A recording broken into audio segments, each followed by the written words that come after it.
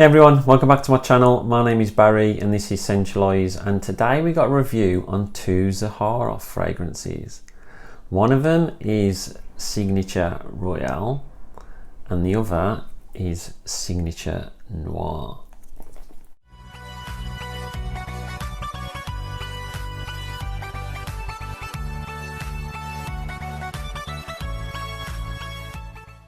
So I'm a big fan of George Zaharoff and George's work. I have all 9 of George's fragrances that he's created so far, and 7 of them I've paid for myself. George was kind enough to gift me 2 fragrances, but some of the latest ones that I've picked up I wanted to do reviews of, and I thought, hang on a minute, I haven't even reviewed Royale and Noir yet. I've put lots of stuff on Instagram about them, but I've never actually done a YouTube video of them. Now these are the 2 that George sent to me for nothing.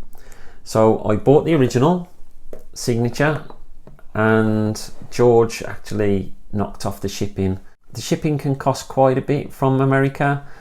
I think you're looking at about £20 if you get it shipped direct from George and the Zaharoff website. So originally he knocked off the postage, which was a big help, and it was the deciding factor on whether I bought the fragrance. At the time I didn't know anything about George Zaharoff regarding the perfumes, just the man, and I really liked the man. So then saw that he was bringing Royale and Noir out, and I was going to order them, but then George sent me a message saying that the British community, what we did, I don't know if you know, but George lost his dog, and we got a painting sorted of his dog and sent him a card of condolences and that. And George, as a thank you, said he wanted to send us a gift, which was these 2 fragrances, and there was a whole bunch of us.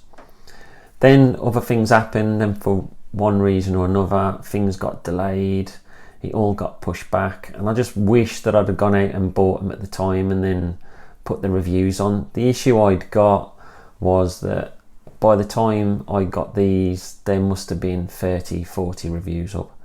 It's died down now, so it gives me the opportunity to go and revisit them. But some of the latest ones that I've picked up, you might have seen that I did a review on a couple of the Z creators. I did Brass and Soul, which is Justin Copeland's fragrance, and I did Business Over Pleasure, which was Ross from TLTG Reviews and his fragrance. And I did them while I was on holiday. It was like a day out wearing the fragrance and letting you know how it was going as the day went on. So what I'll do, I'll leave the links to the 3 videos that I've done so far, which is for Signature and those 2 Z creators. But I've got another Z creator one which hasn't even been opened, and I need to review that. I've had the new Royale X, which is a flanker of a flanker, which hasn't been opened yet. And I want to open them and I want to use them, but I want to do a first impressions as part of the video. So if I can do that and then wear it for a week and then do the rest of the video later on, I think it's a better way of doing things. I've already opened the other 2 that I've picked up, which was the Rosé and the Tabac, and what I'm going to do after this video, I'm going to record a video talking about these 2. So there's today's video, and then you'll have another 3 videos, and that'll be everything caught up with regarding George Zaharoff and his fragrances. So the first one we'll look at is Signature Royale. So one of the things I didn't want to do is take advantage of George and his generosity. George is, I know he's got perfumes, I know he needs to advertise them, and I know that he sends a lot out to reviewers. But those same reviewers, they could also pay for some of them as well. I know some people do, some people don't. They just expect a freebie every time a new fragrance comes out. That's not me, that's not my style. I was really happy to receive these, but in the end I wish I'd have been able to pick them up earlier and just bought them myself and not waited. It was a real nice gesture, but it actually put things back for me. But I still appreciate the fact that he was kind enough to send them out. But the first one we're going to look at is Royale, and we'll look at the bottle first. The box, as you see, is absolutely amazing. I love it. It's got like a plaque on the front, and then it's got the Zaharoff little signs all the way around it. Absolutely love it. It's got a bit of Zaharoff in the top. I don't know if you can see that. Maybe not. Oh, you can, yeah. And then you've got where it's made in the USA. Now I know he's moving the production to France from what he's been saying in some of the chats. And let's have a look at the bottle. So this is 60ml, and I think it's an EDP. I'm pretty sure it's an EDP. And look at the bottle. How gorgeous does that look? These are one of the only sets where I actually leave them in the boxes because the boxes look that good. But at the same time, I really want to display the bottles. Maybe I could have 2 different sections, but then I'm running out of space. So, as you can see, absolutely gorgeous bottle. It's got signature Royale at the bottom, and it's got the Zaharoff sign there. It's got a really nice cap, metal cap. It's just twist to come off, really easy. Twist to go back on, and it just clicks into place. I love the little Z that's on there.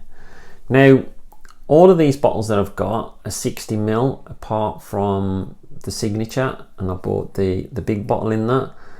So all the rest of them stack up, but you've still got the Big Daddy in the background. So there's also some details on the bottom.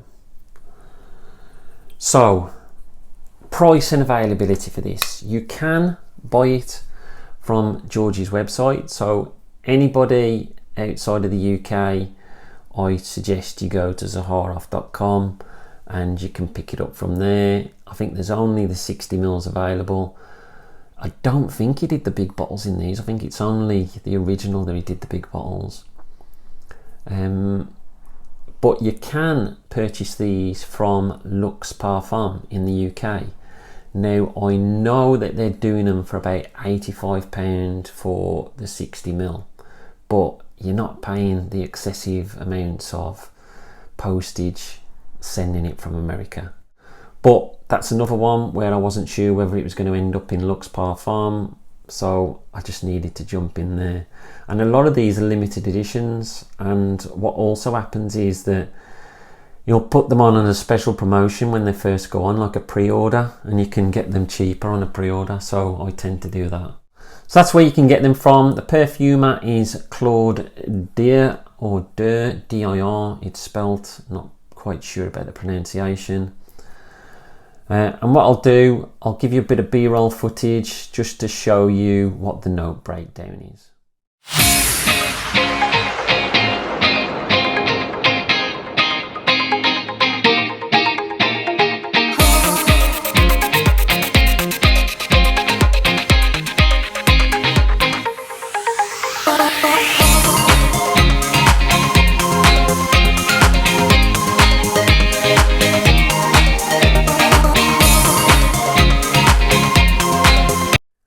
So that was the note breakdown. Let's have a look at originality. Well, it is a flanker of an original fragrance. That original fragrance didn't smell like anything, and this doesn't smell like anything. It's obviously got a few bits which are similar to the original, but once again, it's a fragrance that smells completely unique. Is it linear? Well, it definitely changes over time. It starts off a lot brighter with the citruses, the apple and the florals, and then as it goes on through the journey, as they start to die down, you start getting more of the other ingredients coming through, but we'll discuss that a bit later. Projection, I don't think it's the greatest projector. It is one of those that sticks to the skin. I would say probably 1 to 1.5 hours of projection on this. Longevity, another one which is not the biggest performer, but what I would do is just respray, and you just can't go wrong with something that smells this good. I would say probably lasts 5 to 6 hours, but once again, I've heard people say that it lasts 10 hours. I've heard people say that it lasts 3 hours, so a lot of it's down to your own skin chemistry. Who to wear it? Definitely say it's more masculine, although I have heard of women that are wearing it and absolutely loving it, so you pick. When to wear it? I would say it's not really one I would wear in high heat, and it's not one I would wear in the real cold temperatures. I would say it's something probably in between, so autumn, spring, that sort of time, that's when I would suggest to wear this. But like anything, you can wear anything anytime you want. I know people that rock some of the heaviest fragrances ever in the summer, and vice versa. Sometimes they just want to change up in the winter and they get the freshy out, and there's no saying what you should do. You can do whatever you want at the end of the day. Compliments, I'd say this would be great for a date night scenario. I definitely think you get compliments from something like this. Absolutely gorgeous. So my overall thoughts on this. So it starts off with a real freshness from the citruses and the apple, with a lovely spiciness just backing it up. So there's some lovely florals in the mid which support it wonderfully, but the stars of this fragrance are the lovely musks. There's like a vanilla in there, and then there's like a suede feel, which is like a soft leather. Absolutely love it. It does keep the signature DNA, but it does deviate away from that barbershop feel. So there's so much depth in this, as there is with the original, and every time you wear it, you will pick up something different. That's what I'm finding with a lot of George's fragrances. Something that you don't find at one point, you find at another point, and also depending on how your body heat is at the time, what you're doing, and you just get different things from these fragrances. So absolutely wonderful. So worth the money? Well, it's not really easy for me to say because I didn't pay for it. £85 for a 60ml, I would say that does look a little steep from the outside, but when you smell it and you smell how good the ingredients are in this, there is no doubting that it's a quality fragrance. And George does do samples of all of these, so it might be worth trying those first rather than shelling out on the big money. Plus, when you consider that Dior and Dior Sauvage have released an Elixir, which is a 60ml, same as this, and they're charging well over £100, and this is niche quality. Dior Sauvage Elixir, no matter how good it isn't a niche quality fragrance. Hit or miss? Definitely a hit from me, as you could tell by the way I've been talking about it. So let's move on to the next fragrance, and that is Zaharoff Signature Noir. And as you can see, it's a similar style, but instead of the gold in this one, it's going for the silver look, which I really like the look of. It's got the same sort of, a bit of a wobble. It's got the same markings on it, but just in a different colouring. Really do enjoy it. And when you look at the bottle looks amazing too. Now it looks a little bit purple on there, but I think it's just the lighting in here. It is a slightly darker fragrance. It's not like a pinky colour, which is what the original is like. But as you can see, it's gone for the silver cap. It's got similar writing, but just in different colour. Really nice design, really love these. And it's gone with a copper atomizer, or copper looking. Probably could have gone with the same colour, just a suggestion. But really like that, really nice. And this is same price and get it from the same places that I've discussed earlier, so I refer you to my earlier answers. So we'll have a look at the bottle and the notes with a bit of B-roll footage, and then we'll come back and look at the rest of it.